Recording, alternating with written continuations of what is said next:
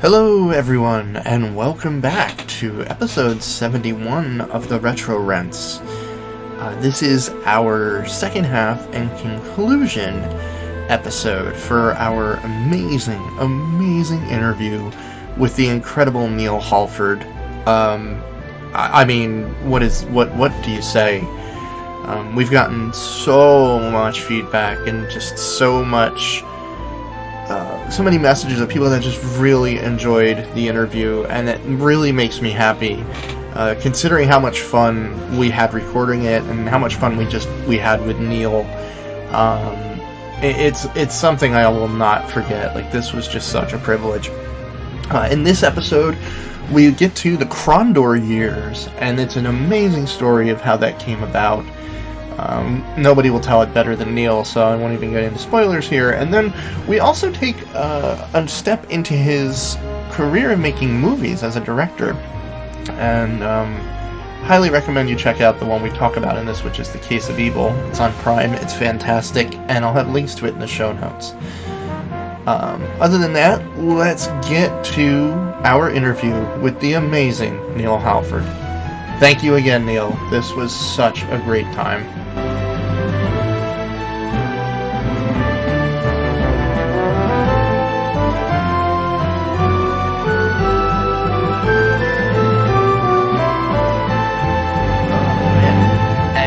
Just to obviously we can edit some posts. I'm more than happy to keep going, Neal. If you haven't eaten yet or anything, I'm more than happy to keep going. Well, again, there is something I tell people is if you drop a nickel in me, you get $5 worth, and so it's just a matter of whenever you're ready for me to stop talking, I will stop talking. I'm fine for the moment, but if you guys need a break, I was going to say you may not like the result of that, because this is I'm having so much fun. This is great. So I'm definitely want to keep going, because now we're getting into again, just the rich history of what you've told us already. It's so amazing when you look back, as somebody who played these games. I've always been a very big fan of behind the scenes, what on DVDs or learning how something was created, and even as a kid, I would just imagine what it would be like to be in those offices and the environment. And as I got older and started working at what would probably be considered a startup at the time, it started to feel like, oh, this must have been what it was like. But you had said something really interesting, and I think we've heard this now from several people we talked to. One that really sticks in my head, we interviewed Christy Marks, and we were talking to her about Conquest and Longbow, and she said the same thing, that there was no game design Bible back then. You just did it. And it's just wild. So now you're in the Pacific Northwest, and you're getting hooked up with Mr. Feist's Rift Wars saga. Had you heard of it at this point? Had you read it? So I'll walk this back just a little bit and kind of tell you about sort of the origins of all of this other stuff. And so before I got to Dynamix, how this all got started was Jeff Tennell, who was the head of Dynamix at the time, had read the novel Silverthorn by Raymond E. Feist, which is the third. Well, it's third. Well, okay. Third or fourth, depending on whether Magician is split in half or not. Exactly. Yeah. And so, or actually, is this? Well, yeah. So it would be the second if Magician wasn't split. If Magician is, because Magician was originally written as one novel, then later on the publishing house split it into Apprentice and Master.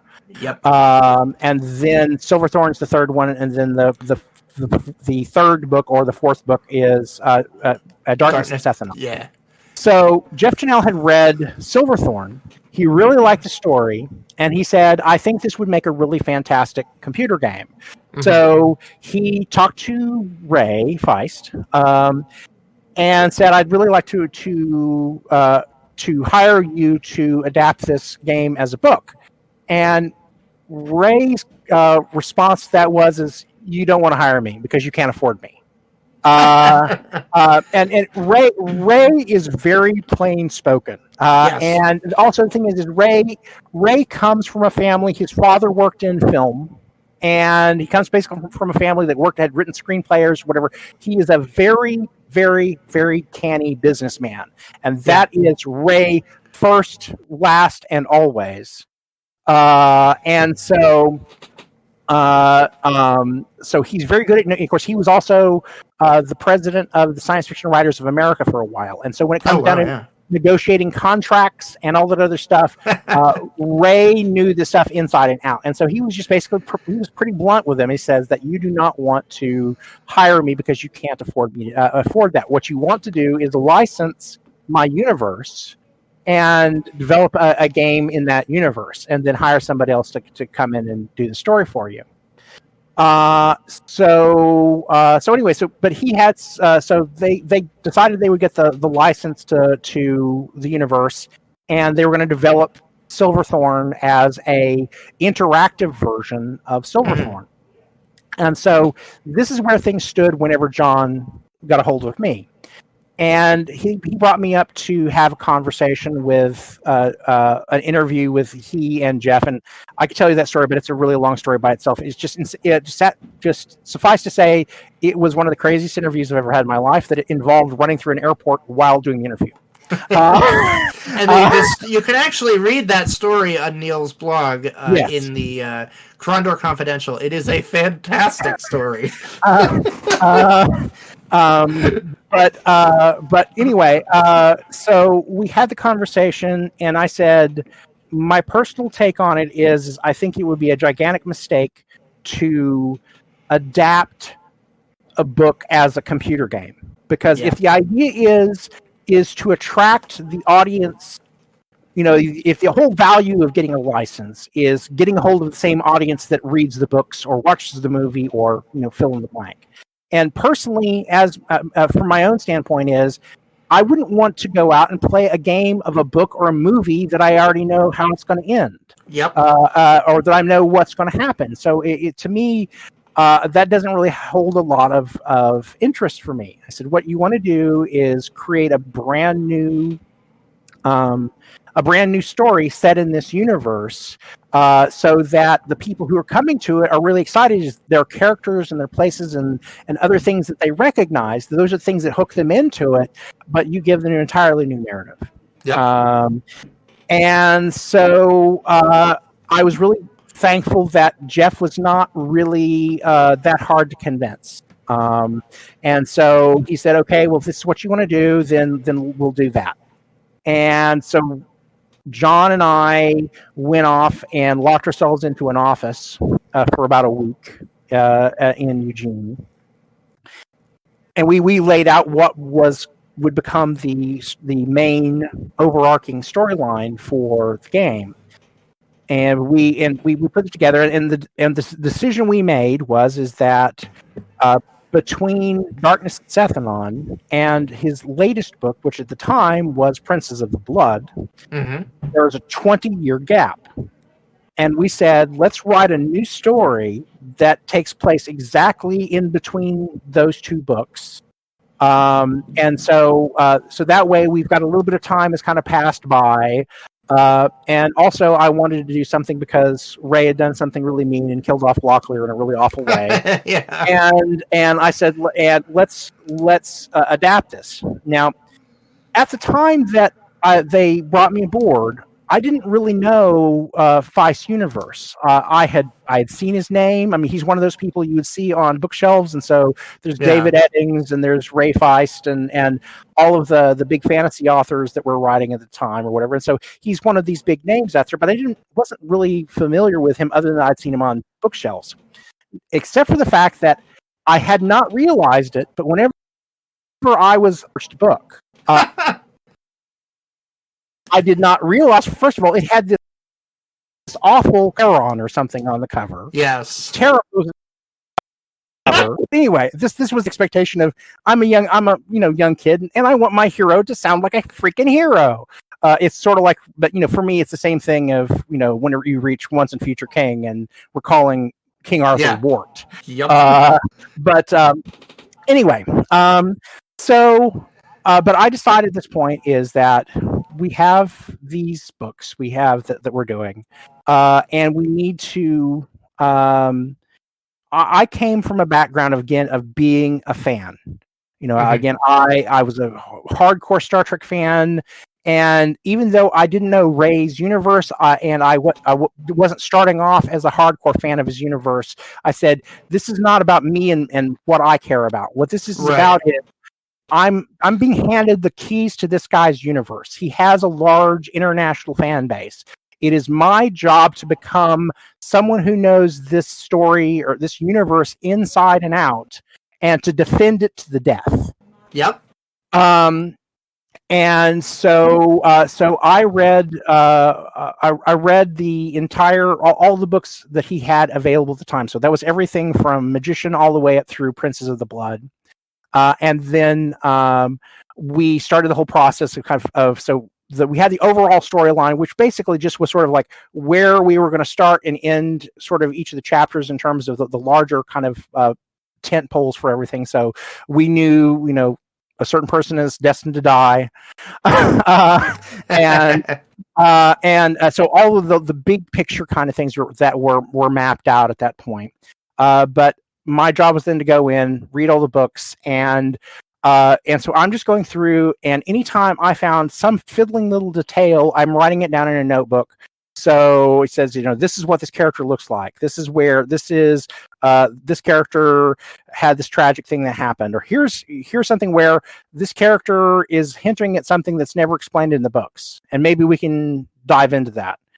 And so every place where there was either a set, kind of canon that was there for me to work from, I had those as notes. Or if there was something where did this come from, or why is this the way it was? Then I'm trying to figure. I'm going to try to fill in that backstory. Okay.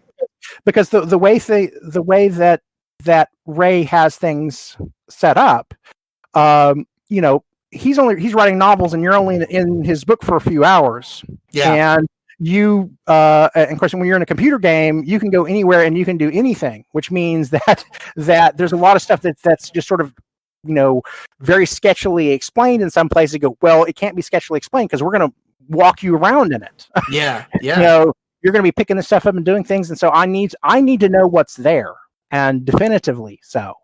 And so a lot of it was just sort of going in and just peeling back, layers and layers of stuff and figuring out, characters and stories and other things that are going on. One of the big things that's left at the end of Darkness at Sethanon was, okay, so there's this big thing and it's just sitting down there. There were thousands of people who were involved in that battle and nobody knows anything about it. So, is this really safe? Is it how does the kingdom deal with the fact that this is here? Yeah. And so that was like probably the big question at the beginning, at the outset of all this, is like, I've got he kind of leaves this thread dangling at the end of Darkness at Sethanon, and I said I have to explain that. I've got to deal with this, because he leaves this thing that in my mind there's an atomic bomb. I was going to say there is a giant bomb just sitting under the city. That could extinguish all life as we know it, and so it's sort of important that maybe we figure out how is this being protected? How's the kingdom dealing with it? So we kind of work back from that notion, and so everything from there was just sort of, and usually speaking, whenever I'm working on a concept, I always try to figure out where we're going to end, and we work backwards from that. Yeah, that's interesting. And so well, it's sort of like a murder mystery. Well, here's the body, here's who done it. Well, okay, let's go backwards and figure out, what had to happen before that, and what had to happen before that. And so it's everything. I tend to treat interactive stories in particular like they're murder mysteries. Here is the end state. Oh, yeah. What are the things that have to happen before you get there? And then back up from that, and then you back up from that, and you back up from that. And then you have to go back and you create connective tissues. Well, in order for that to be true, then you have to explain this. The advantage of having worked on Krondor is I didn't have to create the entire universe. Yeah, that must have been a really cool like, cool thing to have in the pocket, really. Yeah, well, I mean, there's all of the stuff about the all the old Dragon Lords and all that stuff that's there, and there's a lot of stuff that's sort of sketched at and hazily kind of mentioned, and so you have an opportunity to step in and play with it. Now, Yeah. as we went along, of course, it's one of those things that people say, well, it's this great story that's written by Ray Fiesco. Ray helped create the universe. Of course, Ray didn't even create the universe by himself. It was his D&D Thursday nighters. Yeah, yes, his Midkemia Press buddies. Yep. John Everson and those folks who basically created the universe. And Ray eventually said, I want to write a book that's set out here in this little duchy called Krondor. Can I do that? I said, yeah, sure, whatever. Yeah. And his book is set like 1,000 years before the events in the role-playing sessions they had. Oh, wow. And so there's actually this whole little group of people that were involved with the mythology of that universe. And so when it actually came to the story of the game itself, Ray was my only person that I had to answer to. But I occasionally had questions about how does magic work? How does blah, blah, blah work? And so if Ray didn't have an answer to it, then sometimes it would get kicked off to the council, and then they would chew, and I would get another answer back. Oh, wow. And so the one thing that I was really fortunate with, and this has honestly been the great thing about working with Ray, that I never had the same situation ever afterwards working with a licensed property, was that I pretty much had an open door with Ray.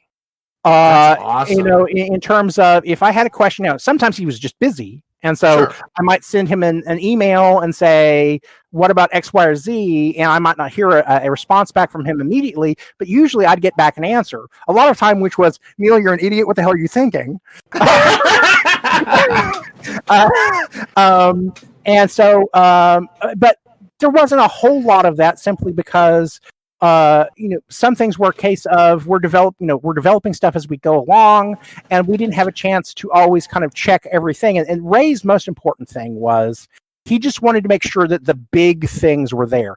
Did Jimmy the Hand sound like Jimmy the Hand? Did I not break various other things that he's trying to do in future novels or and so for the most part he was fairly hands off, but like I say, occasionally I'd ask for a piece of advice, and sometimes he would tell me about something that was going on that I didn't really have any other information that would fill in those gaps. Or like I say, occasionally he just said, no, you can't do that. But for the most part, 90% of the time, most of the time it was John and I doing stuff, and primarily just me.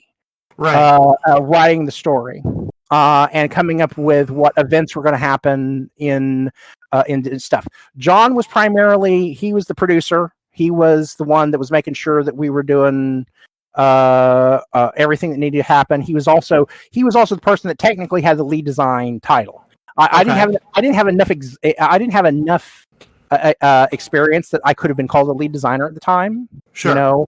But that said, I did a lot of day-to-day stuff, for the team, in terms of being, they go to me and say, are we going to do this? But my sort of Bailey week was primarily about the events in the game, the storyline, and to a lesser degree, sort of what was going on with how should things look? How should things, and that kind of stuff. And John was all the hardcore mechanics. And honestly, John is a far better mechanics designer than I ever was and ever would be, because he just lived, ate, and drank that stuff. He's the kind of person that is constantly playing card games or other kinds of games. He understands all the mechanics.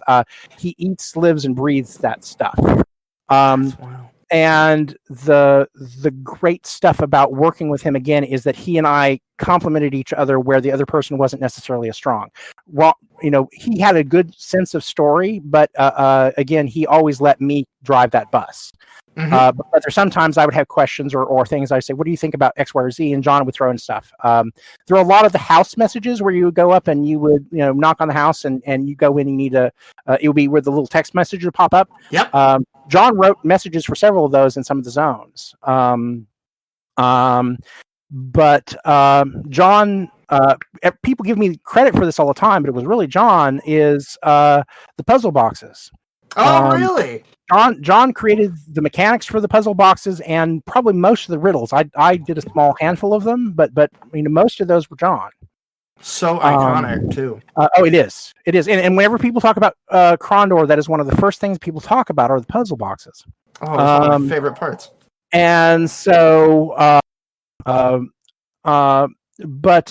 anyway, we had.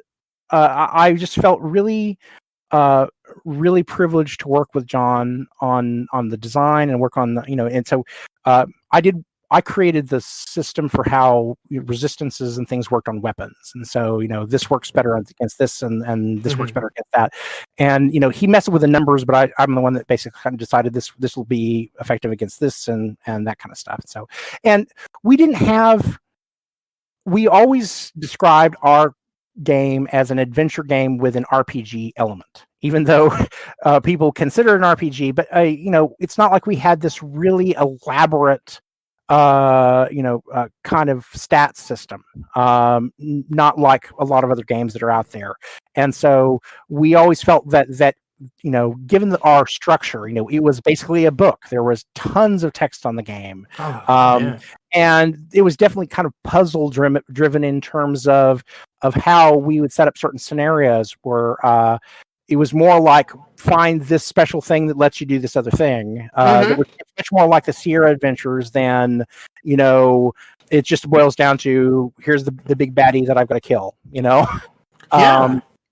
And so, anyway, John was the mastermind of most of the mechanics in that game. We had, of course, a lot of other amazing people. We had a terrific team of programmers. I just some of the nicest, sweetest guys, but also just some of the most brilliant people I worked with. So there was Nels Bruckner, who was the head programmer. He helped adapt basically the Wings Aces Over the Pacific engine and basically put it on the ground. Wow, that came from the Aces engine. I didn't know that. That's how it started. Is basically he just took the 3D Aces engine and he put it on the ground. And of course, he worked with the Aces people as well in adapting that. But Nels was the one who was in charge of all of that. And then we had Timothy Strelchin and Steve Corden. Steve had the office and immediately next to mine. I love Steve. He was Radar O'Reilly because I would go to Steve and say, "Hey, Steve, I was thinking about this little piece of programming that would do X, Y, or Z or whatever." He said, "Oh yeah, I finished that a couple of days ago. I'll just uncomment it in the code." And he just had this uncanny knack of being able to predict what I wanted or what John wanted, and it would just be there and ready whenever we asked for it. That must have been such a stimulating way to work. Oh, it was, and Timothy Strelchin, he was very much into music, and also, as well as being a programmer, he was very interested in the story. So Timothy would come in all the time into my office, and we spent a lot of time talking about what's going on with the story and he was very curious about what's motivating this character and why is this going on. So Timothy was very involved was just being kind of curious about stuff. And of course, we had you read some about it in the blog about our art director. Yes. I will simply say is that Mike and I and John did not always see eye to eye. And so that was, if there was any aspect of the game that I did not really enjoy, it was working with Mike. But he had he had a fantastic team of other artists who were working for him. And we had, of course, I had an assistant programmer assistant designer that came in kind of late, named Timothy McClure. He was my assistant for a while, and then we promoted him up from QA. We also brought up somebody who became one of my best friends, Chris Mettinger. Oh, okay. So he worked. Chris Mettinger is the one who did a lot of. So if there were what you would consider now a level designer, and so he would be the one that was going in and so if there was a trap, he'd be the one that's sitting there, messing around, go, here's, draw the trap where it's supposed to be. Here's what's going on. And so he's working with the code that made the traps work. So that was Chris. We also have Joseph Munich, who came in very late on the end of Betrayal. He was there with Betrayal, and whenever we started the development of Thief, Joseph was somebody else who was also very interested in sort of the story, and he did a lot of handling in terms of messing with. We didn't have Lua. There wasn't really sort of a scripting. We didn't really have a scripting thing. You were doing scripting in C, but he was doing a lot of integration of text into the game. So obviously he was very involved with, basically sort of interface between me and the programming is just making sure the text is where it was supposed to be and it was happening when it should be. And he also frequently had ideas about where the story should go or what should happen, and say, okay, the horse, okay, the barn is already burnt down. There's no point in closing the door right now. And so, but Joseph was a nice guy. He was a good guy. And so, like I said, we had a great time developing Betrayal. And again, anyone who knows me or pays any attention to my stuff, everybody knows is that Betrayal at Krondor, yes, it's the one game I'm known for above and beyond anything else. And it's probably because it's not the game I spent the longest on, but it is certainly one that I probably poured the most energy to, because I pretty much lived at the office for the whole time it was there. Was going on. I damn near gave my life for it. I ended up going to the hospital because I basically been overworking, and so my doctor, made me go back home and told me I couldn't go into the office for a week.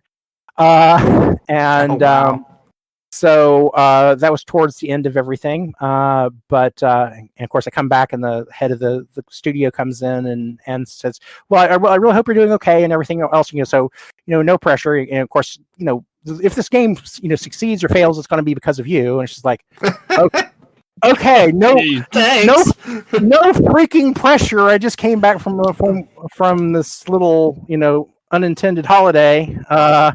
And because of stress, but thank you, I guess. Anyway, so I'm trying to figure out if there's any other particular thing about Krondor itself that you might be curious about. I probably is there anything in the game, like Easter egg wise or hidden, that you might have been privy to that like people still haven't found yet? I always love hearing about that. I don't know about things that just people have not been found, but one that not many people, but I don't know that many people know about it, is if you're in the mines of the Mac Mordain Kadal, so there's those pits, right, where you had to find the rope to swing over the pits? Yeah.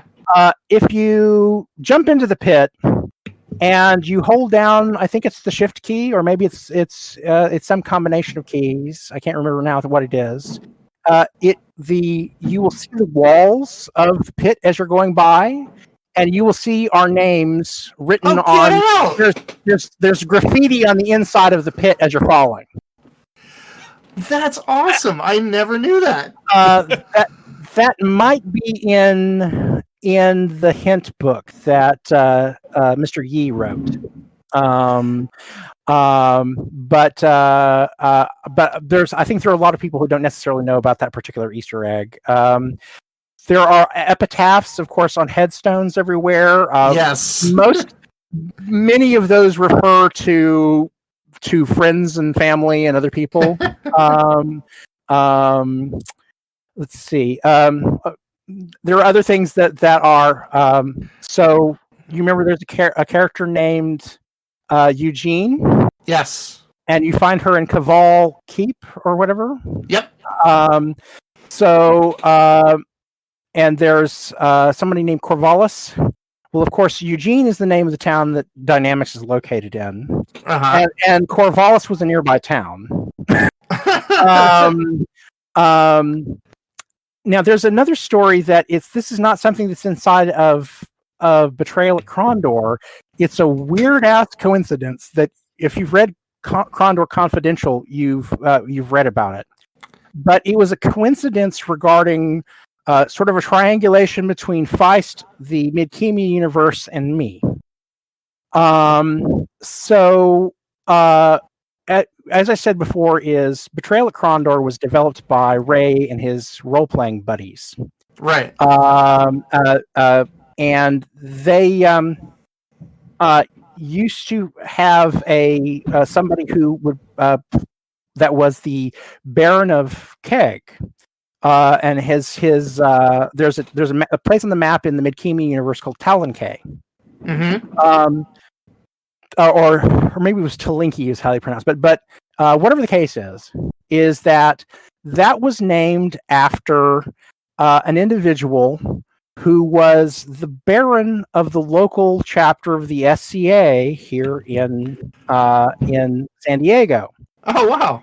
Now, the thing about that is that years later, after I moved away from Eugene, after I did this whole thing and where I later ended up in San Diego, which coincidentally is also where, Ray Feist lives.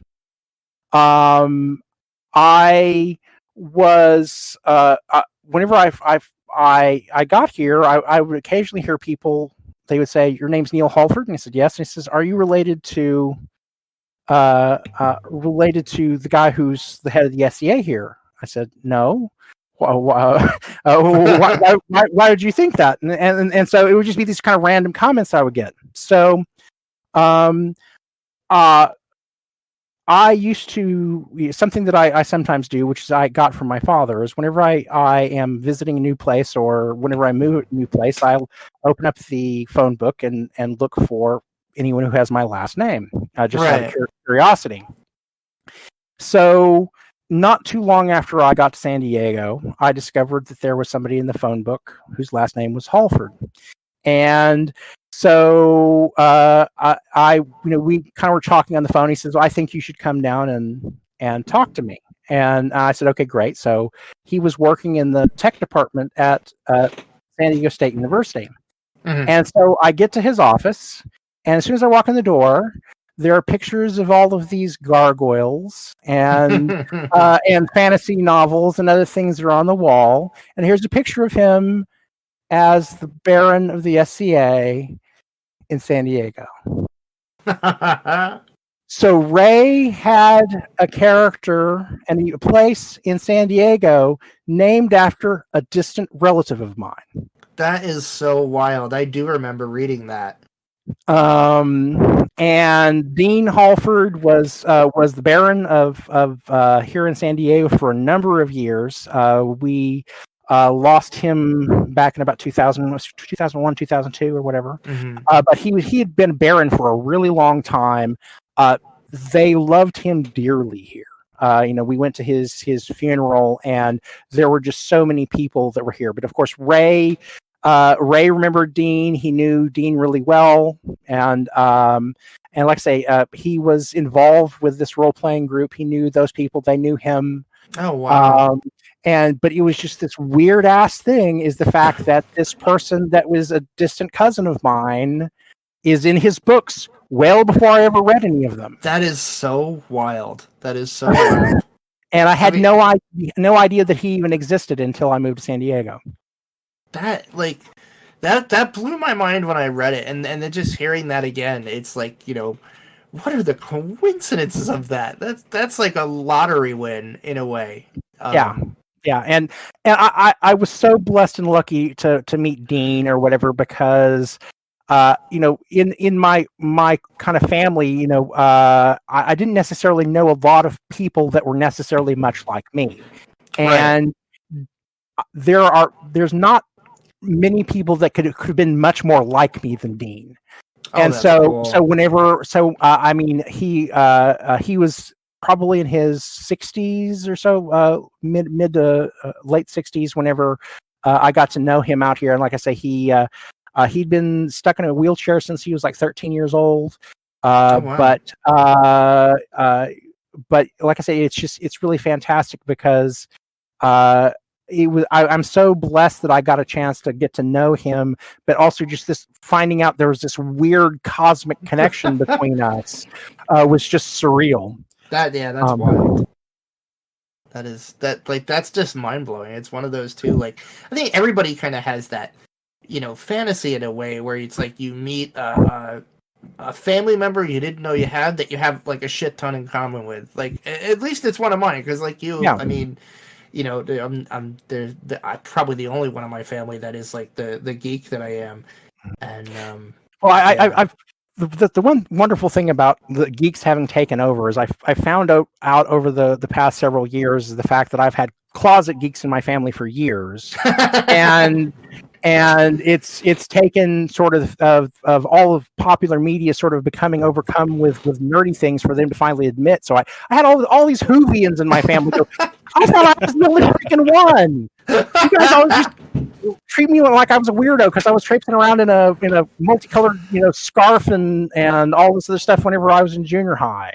And back before Doctor Who was cool. At least in the United States. Man. But anyway, that was kind of a wonderful little thing, and like I say, that's another thing, a connection to Krondor that especially makes me love it, simply because just finding out that there was this familial connection to this even before the game ever happened. That's so wild. Yeah, I mean, just going back a little bit into Krondor and the writing. Sure.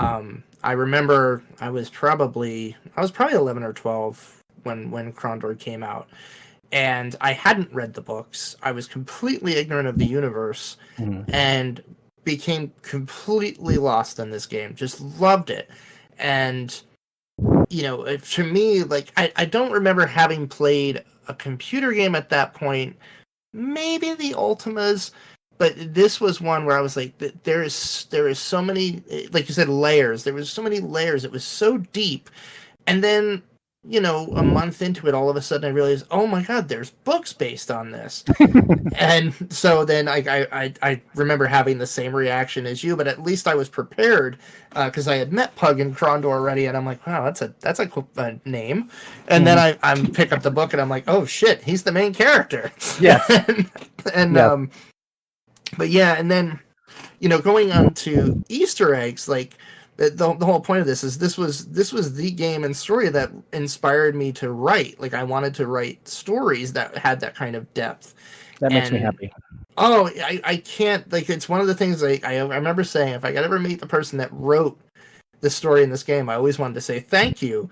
And it was one of those, like, I remember talking, speaking of Easter eggs, I had gotten the CD version, and I remember just poking around on the CD-ROM, and I'm sure people know it now. Maybe they don't, but like buried in the CD is this, very old file format MPEG. I mean, you watch it now, like it's the quality is rough, but it was like amazing for its time. But there's an interview with Ray Feist. Yes, and he's talking about his experience playing the game, what he thought of the game, and he goes into his writing style, and it always stuck with me where he was like, I have a unlimited casting budget and an unlimited special effects budget when I write a story. And it was just, I just remember that really sticking with me. And so then there I am reading the books, and this was, the young kid mind I had at the time.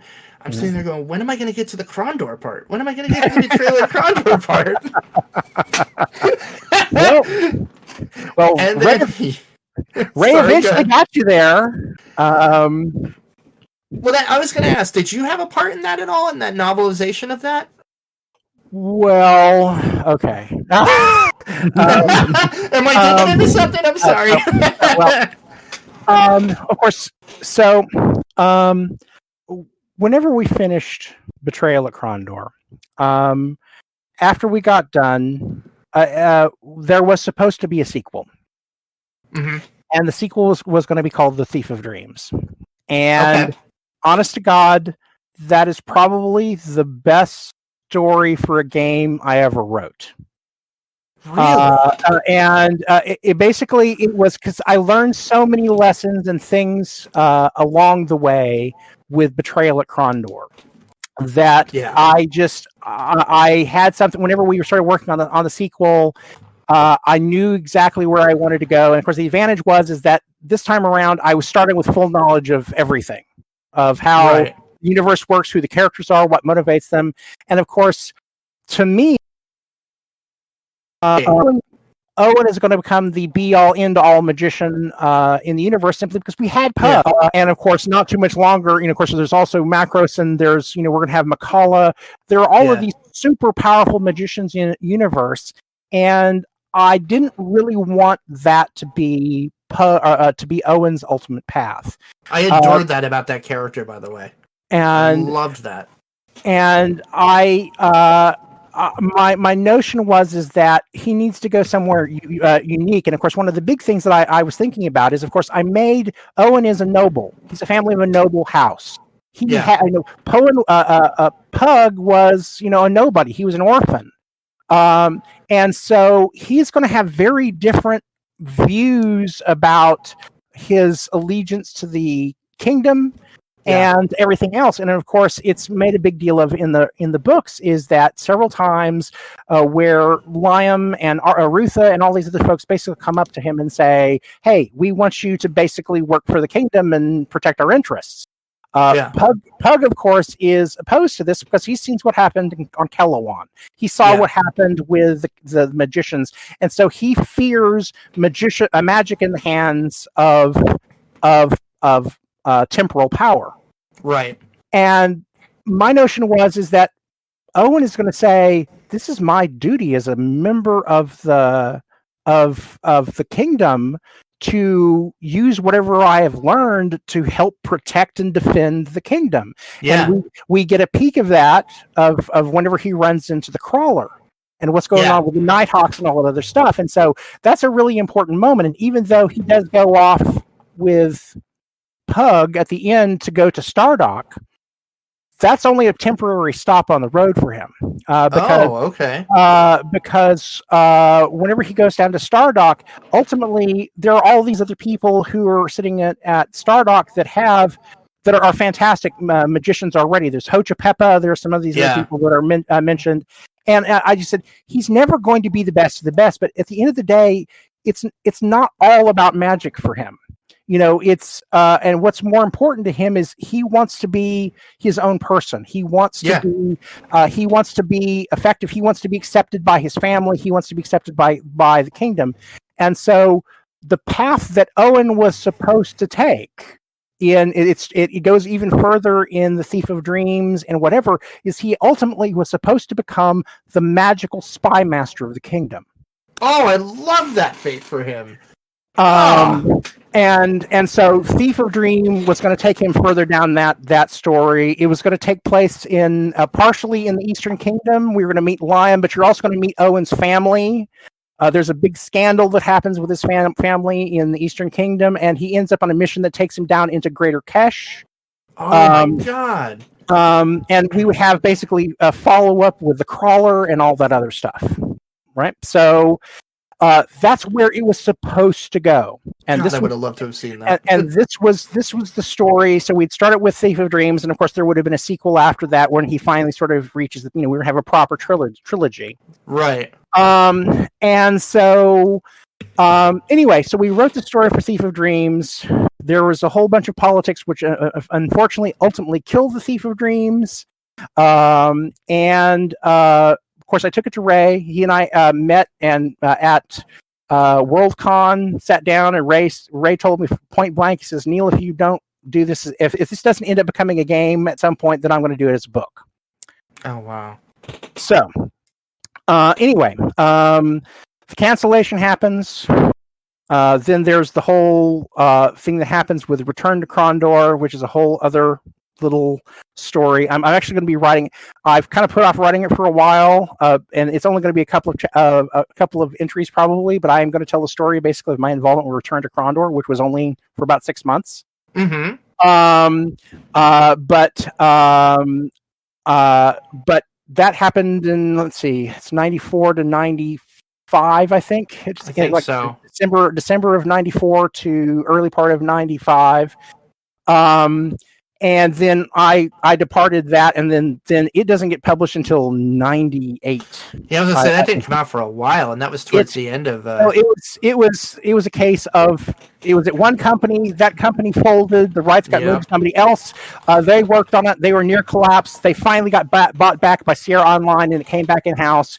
But other than Ray was involved with it, but I wasn't involved, other than the initial stages of it, I wasn't involved with it. John wasn't involved with it. It went through a handful of different people, totally different approach. They didn't really have any honor for what we had done in Betrayal. Yeah, it wasn't my favorite game. I'll just say that. And so anyway, we'll move past that to what happens when the book is coming out. So I used to read, I read Locus Magazine, which is sort of it's sort of the newsletter for science fiction and fantasy writers. And so if you want to find out what's going on, and so they usually have here's the books that are coming out, here's interviews and stuff, and then they usually have a area where they say, here are books that have just been sold or bought or what have you. So I'm going through blah, blah, blah, blah, blah. Oh, and so Raymond D. Feist was just paid 6 figures for Krondor the Betrayal. And which will be a book, a new trilogy of books that are set or whatever. Ray never contacted me. Oh wow! He didn't tell me, and so like I say, it's at the end of the day, it's his universe. Sure. Whenever we license it, and of course, the hard thing about whenever you create a game for somebody else, for a licensee, at the end of the day, whatever you create belongs to the licensee. Yeah, it's their stuff. Yeah, it belongs to their stuff. It's like you could write the greatest Star Trek novel in the history of whatever, but whenever you are done with that, is whatever characters and situations you've written belongs to Star Trek. Yep. And so you can't do anything with that stuff, and you don't have any say in it, and you don't necessarily, you might get royalties from that book, but if it gets reused in something else, you have no say. You get nothing from that. So the notice comes out about Krondor the Betrayal coming out, and I'm hurt. Yeah. Because at least I'm planning to do this before I write it and sell it would have been nice. Yeah. Even just a heads up. And I totally get it. And particularly since he's using main characters that I created. And the one thing that at least Ray does is he does put a thank you to myself and to John Cutter at the beginning of the book. Okay. And so we're in the thank you and the acknowledgments, and he writes a thing basically saying, Neal and John wrote this story at the beginning. Okay. So that was a little bit of solve to the situation, but at the time when it happened, I was not happy. Sure.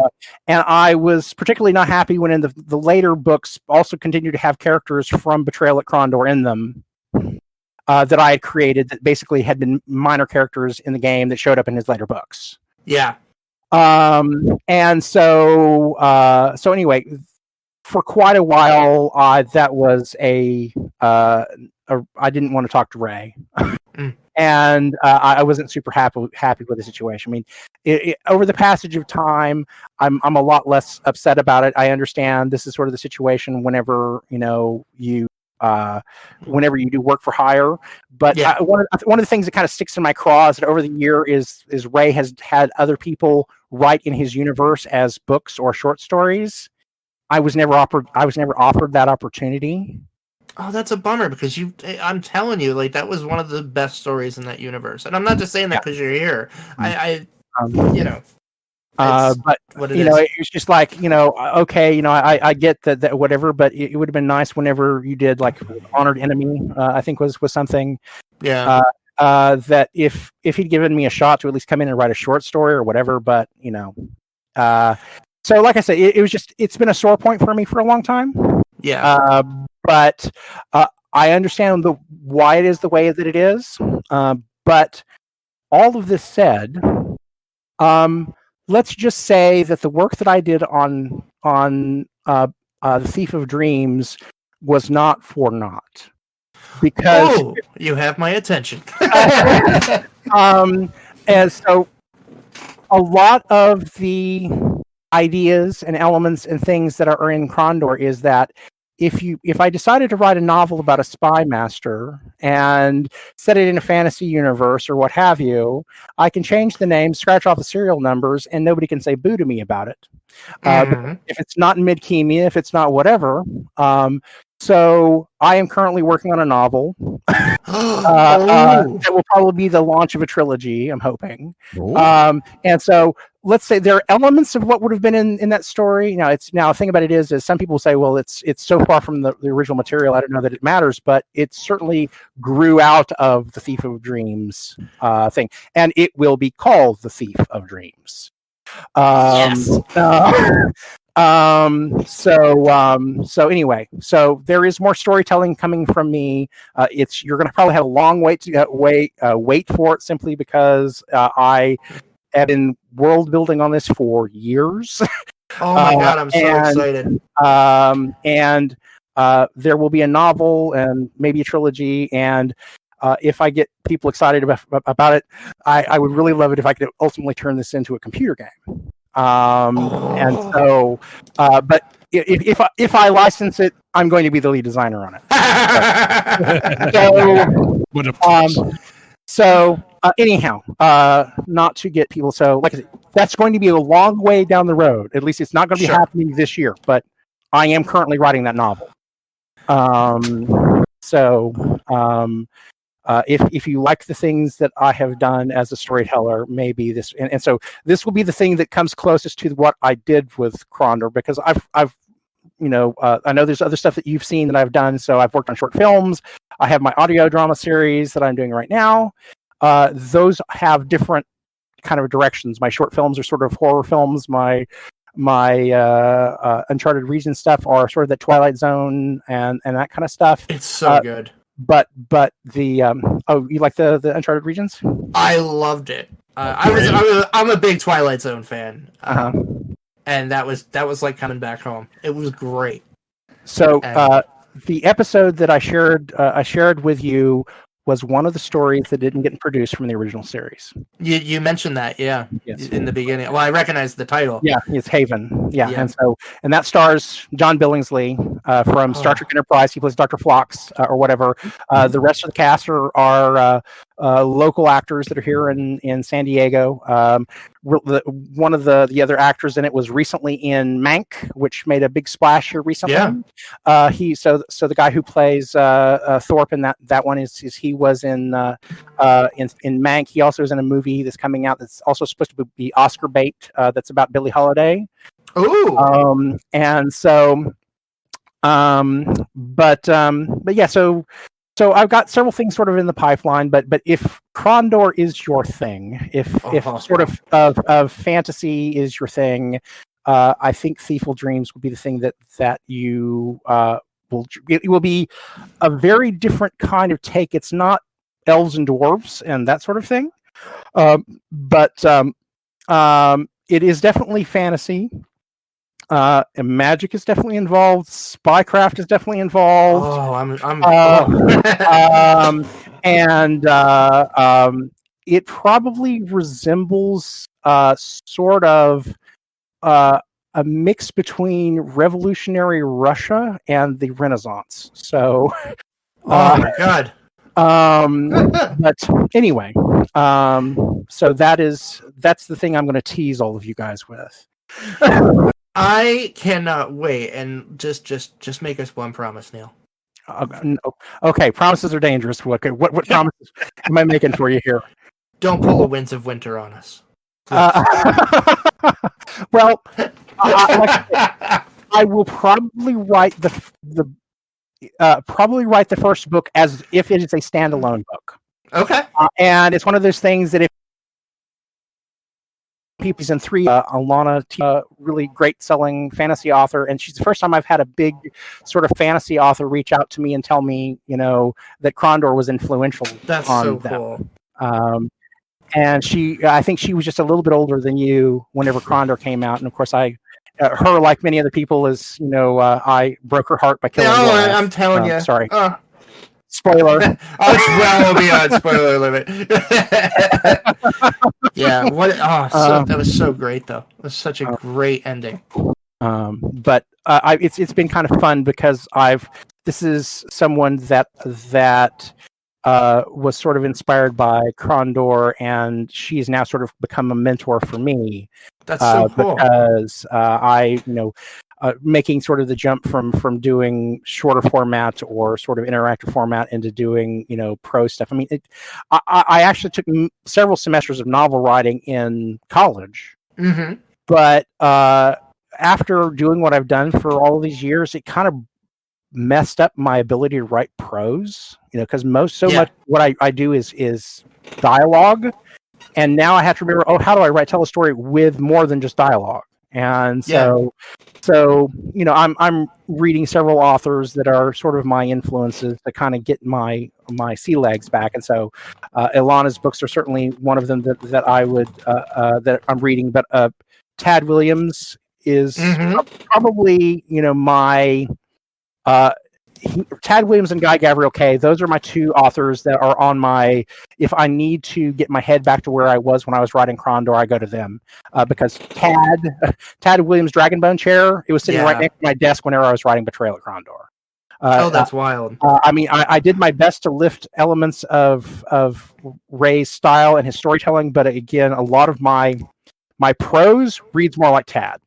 And there's a reason. That's the reason why it sounds that way, is because I was borrowing more from Tad's style. That's wild. Damn.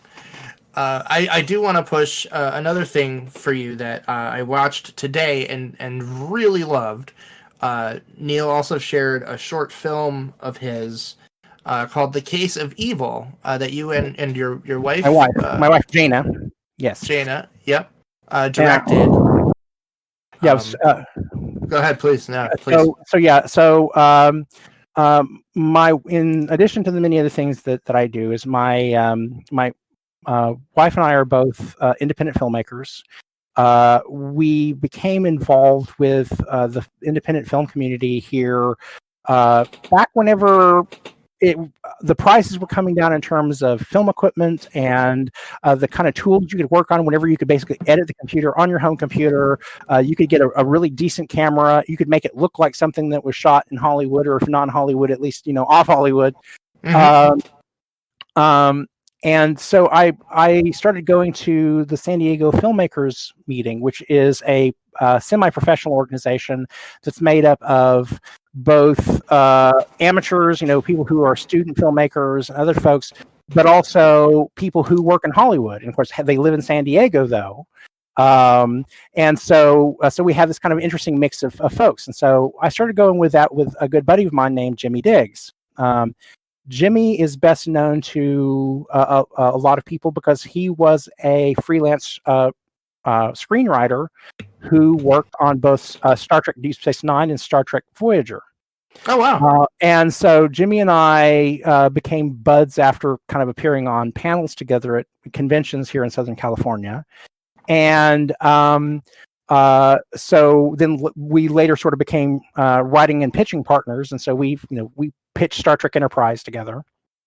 And which that was an amazing experience, particularly if you grew up as a Trekkie, because it's like, I'm sitting on a couch talking to the showrunner for Star Trek Enterprise, and they're listening to what I have to say.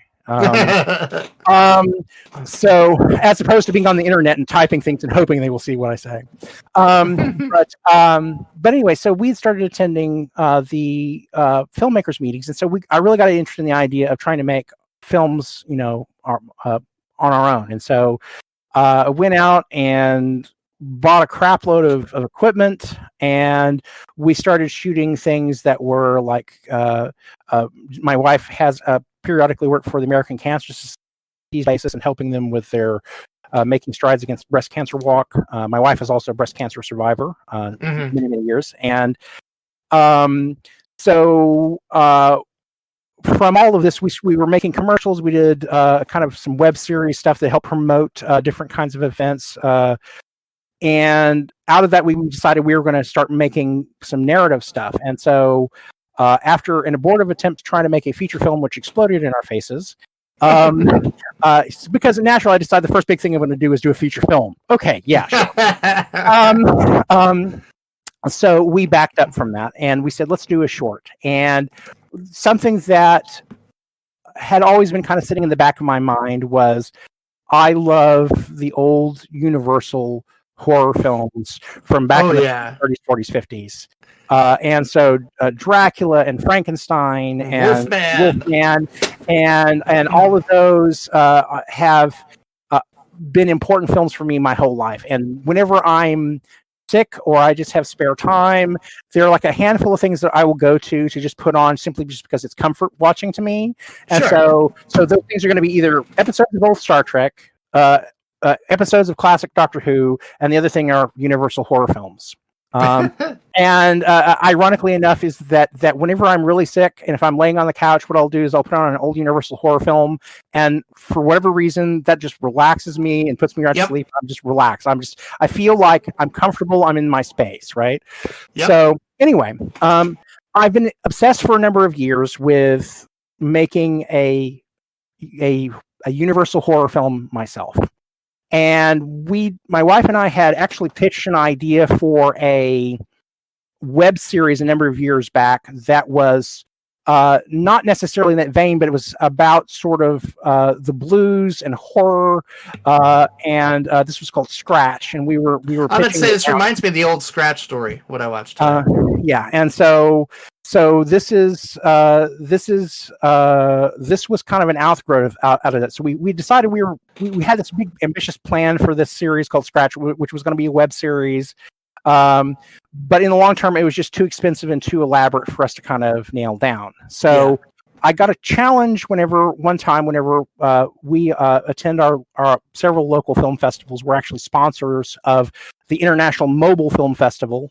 So if you shoot films on mobile phones and you'd like to get into a festival, go check out the International Mobile Film Festival. What a neat idea. There's a friend of mine who that's her festival, but my wife and I sponsor it through our production company, which is Swords the Circuitry Studios.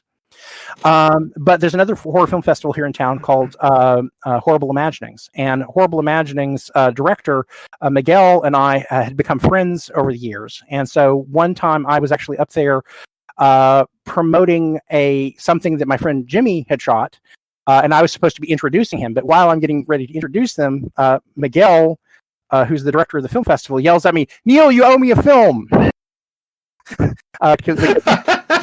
Because I'd been talking to him about shooting something, and I said, okay, I obviously can't do it for you right now, but I will give you a film. And so the next year came around, we didn't have anything ready in time. So the year after that, about a month before the deadline for us to turn in something for the film festival, I just had this idea. I said, I'm going to take this idea that we had for this other series, but I'm going to take it back in time. I'm going to set it in the 40s, and I want to shoot it black and white, and we want to do this noir horror film as if it was a shot back in that time period, and shoot it as though it was a race film, because there were race records and race films, and so these were films that were shot primarily for African American audiences. Would not have been seen by larger audiences. So imagine there had been a Universal that was shooting horror race films. Oh wow!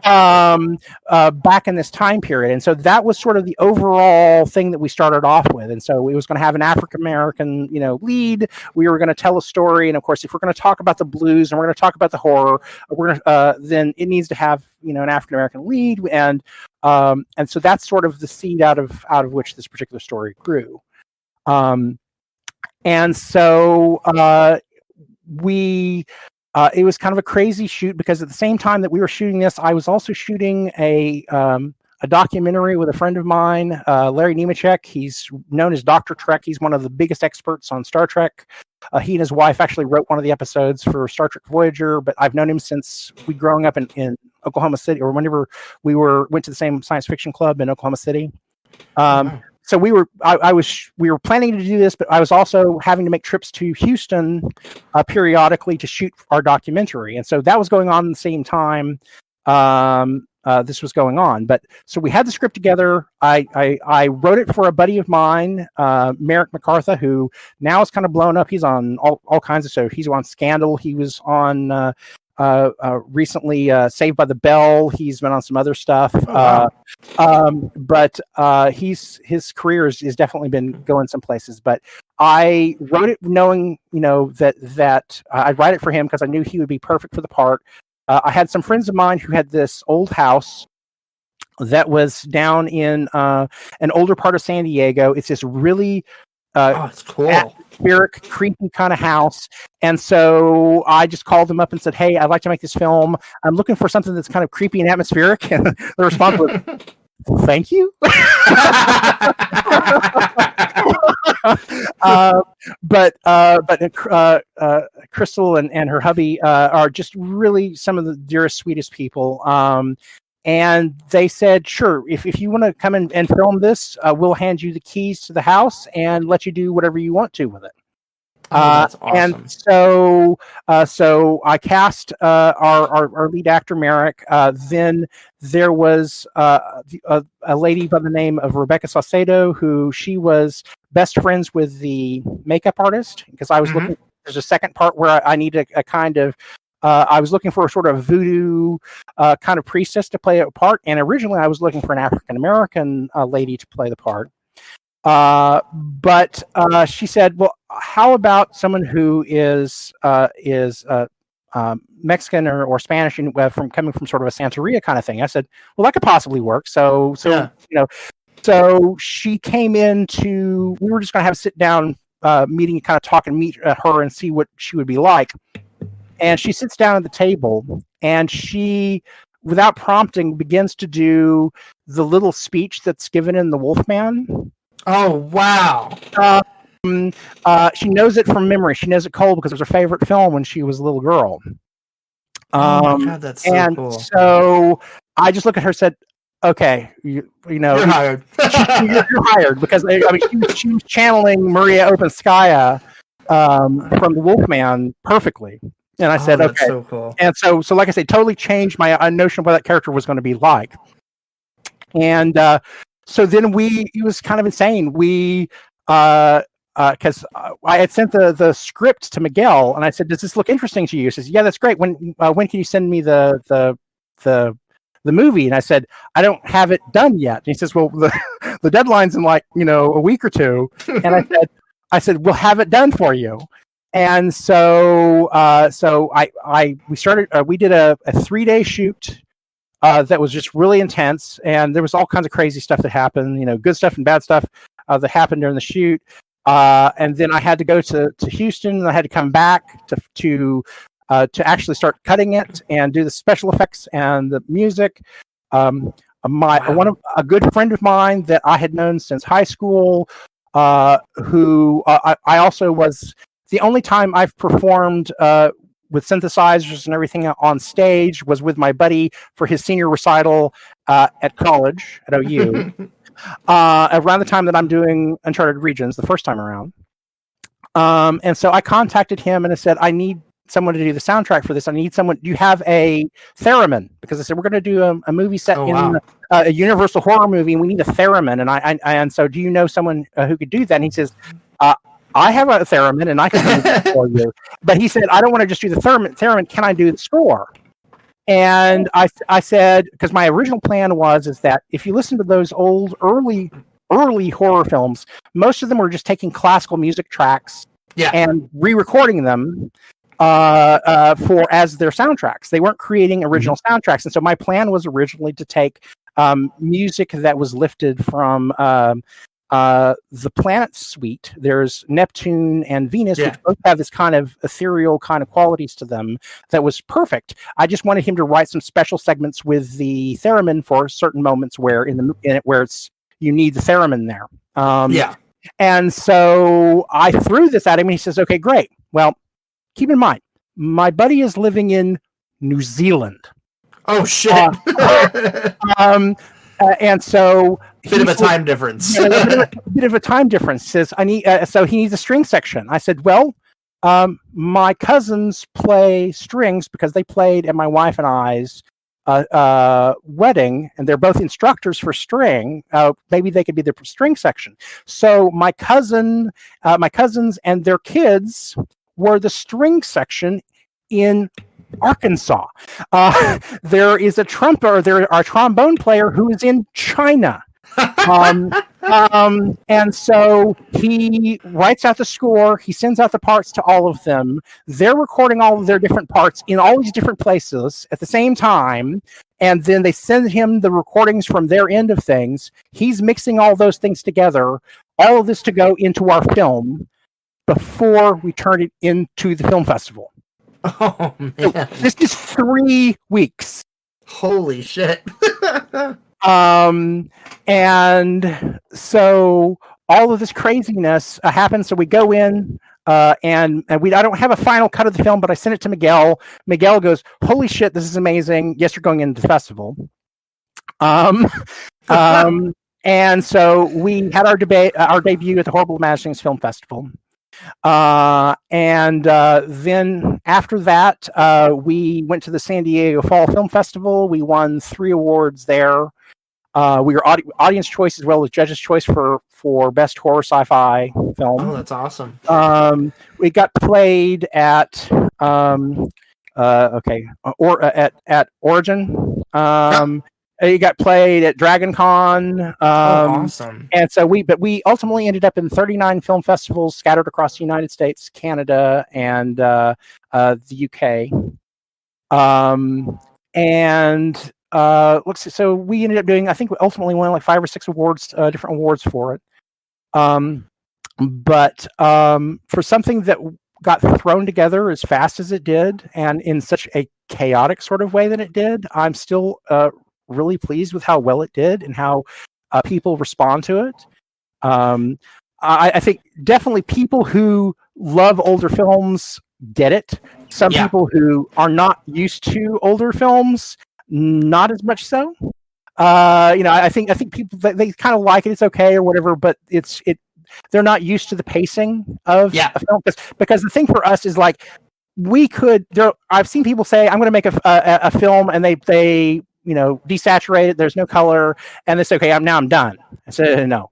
There's more to it than that. It said so. The makeup that we did for the film, I insisted on using the same techniques they would have used back in 1940. And it looks great. And thank you. And it, like I said, it was definitely a labor of love. And my wife and I are both really proud of that particular film. And the thing that one of the cool things that was nice about it too is that Miguel, in addition to running the Horrible Imaginings Film Festival, periodically has had monthly series where he'll come in and they'll show old films. We'll show Casablanca or we'll show whatever.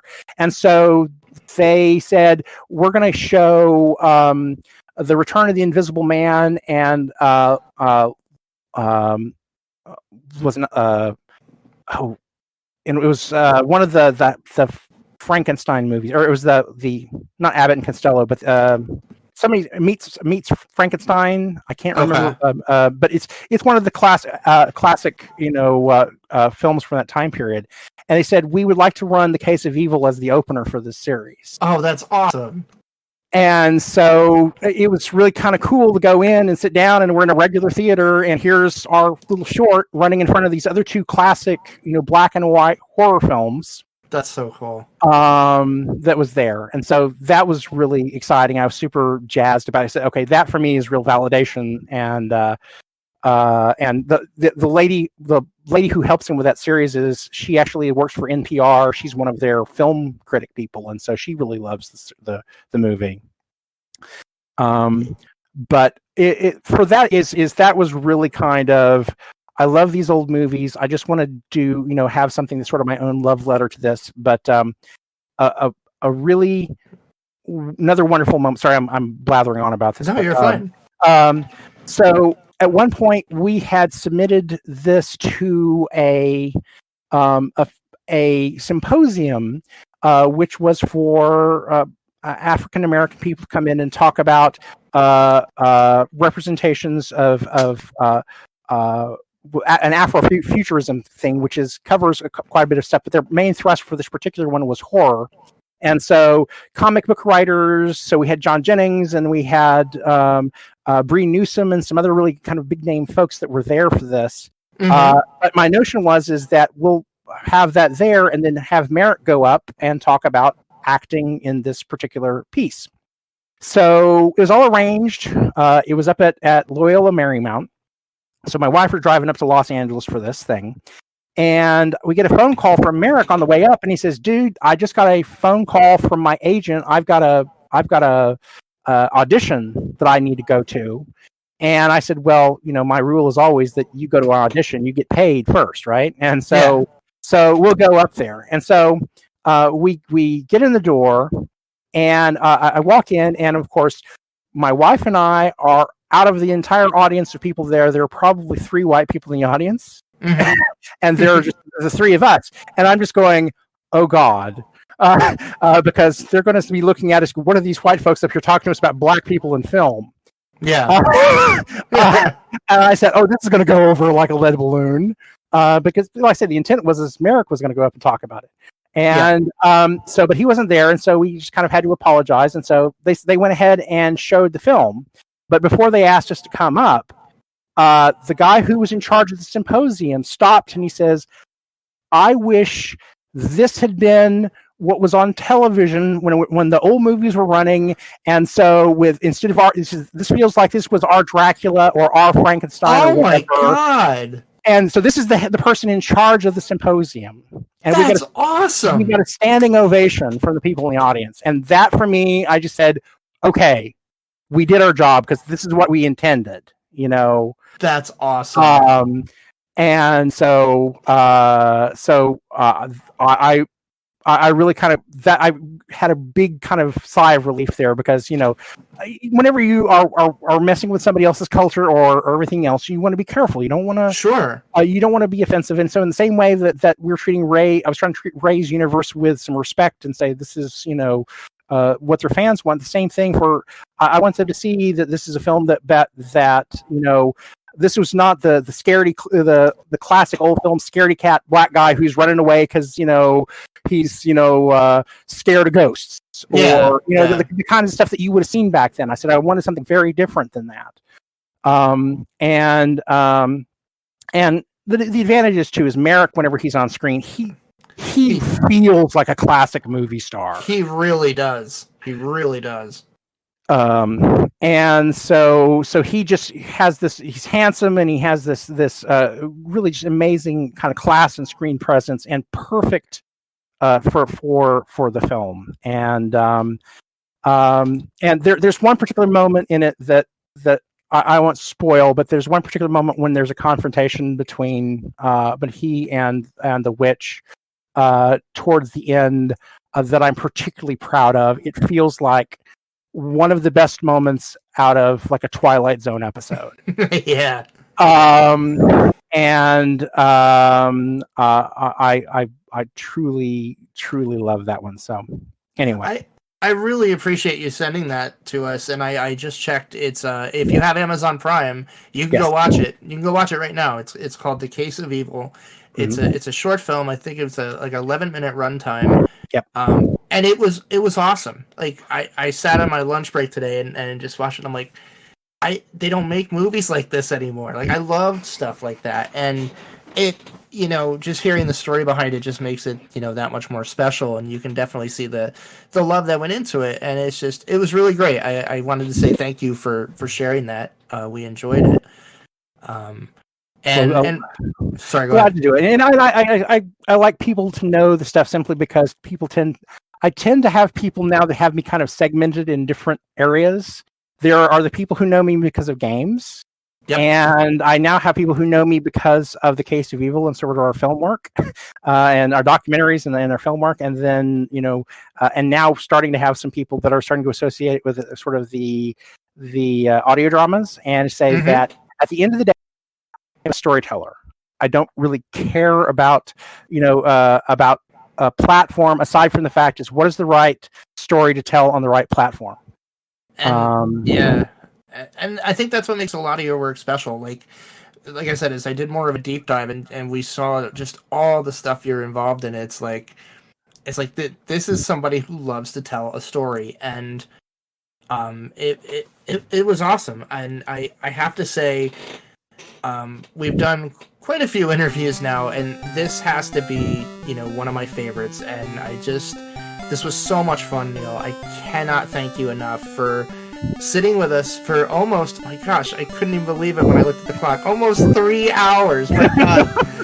History building. This was so great. So I told you, nickel and you get, $20. So, no, but I can't thank you enough for the time and just the richness of the history of your story and the stuff you've created has been a real pleasure to sit and listen to. And as you continue your projects, your writing, especially Thief of Dreams, we would love to have you back on to talk about it and obviously promote it, but just get another chance to sit and chat. This was awesome. Well, it was my privilege and honor to be with you guys, and like I said to you guys before we got started, is that I'm just happy that anybody still cares. And so, anyway, I want to also thank all of the people who basically have been following me like all of these years, have been following the things we worked on.